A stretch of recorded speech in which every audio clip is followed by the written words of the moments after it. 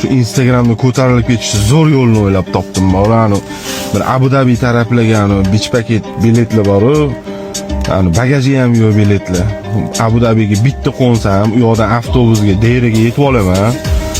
Deyrada bir 15 dirhamga ovqatlanaman. Ko'rsatmayman-da endi uni. Shundan bir 40 kishilik kvartiraga kirib olaman-da. Kuniga 30-35 dirhamlik. Keyin u yoqdan chiqib aniqay boraman demaydi. Qorin to'yg'izib olganman u. Dubai Mallga boraman. Dubai Mallni ichiga kirib olib, kallasi pastga qarab turgan fantam bor. Dubai Mallni ichida o'sha yerda bitta rasmga tushaman. Hamma his qiladi-yu meni.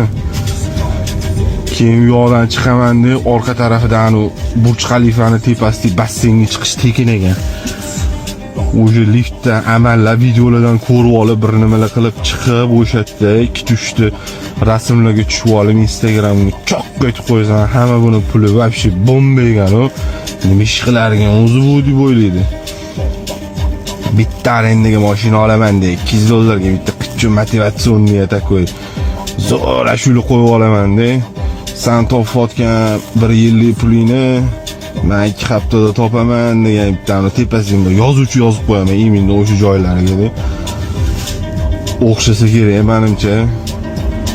Atak yeydi, keyin odamlarning ko'payib ketgandan keyin Instagramda o'sha reklamalar olishni boshlayman.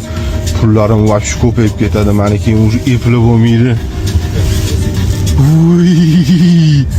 Niyatni yomoni-yu.